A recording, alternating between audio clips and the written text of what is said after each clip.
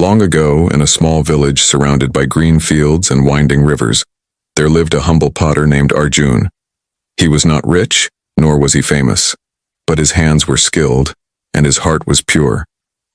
Every morning, while the village still slept, Arjun would rise with the sun, wash his face in the cool river water, and begin his day at the wheel.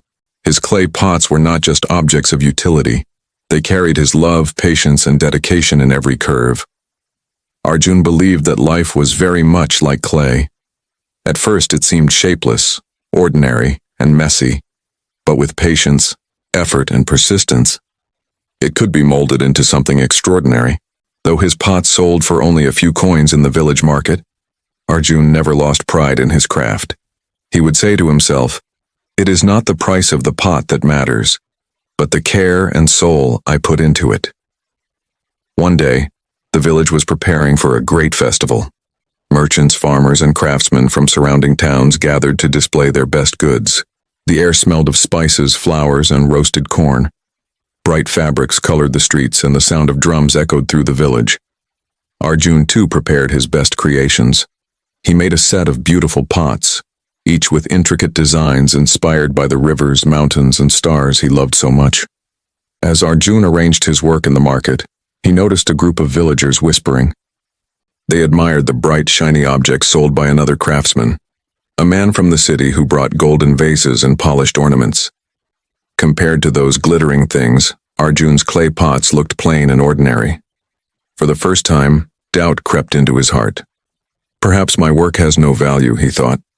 Perhaps clay is too simple in a world that values shine. As the day passed, the golden vases sold quickly. Hardly anyone came to Arjun's stall. He sat there silently, watching the crowd pass by, his heart heavy. Just as he was about to pack his unsold pots and return home, an old wise man approached.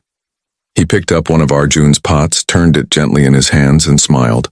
"This pot," the old man said, "is strong yet humble.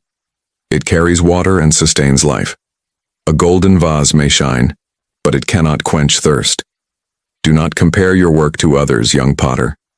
Each creation has its own purpose." Arjun bowed respectfully, his heart touched by the words. The old man bought 3 pots, not for their beauty, but for their usefulness. "Remember," he added as he walked away, "life is not about being the shiniest. It is about being meaningful." That night, Arjun sat by the river and reflected.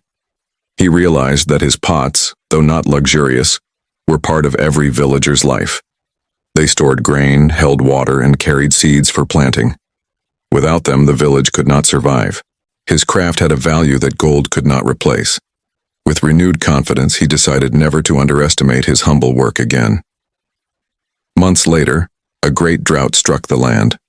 The rivers dried, crops failed, and people struggled to find clean water. Many wealthy families who had once bought golden ornaments now faced the harshness of survival. During this time, Arjun's pots became the village's lifeline. His strong, carefully made vessels stored the little water left and kept it cool during the burning summer heat.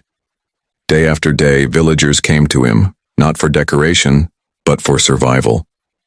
One afternoon, a wealthy merchant from the city, who had once mocked Arjun's clay pots, arrived at his workshop. Thirsty and desperate, he asked for a vessel to store water.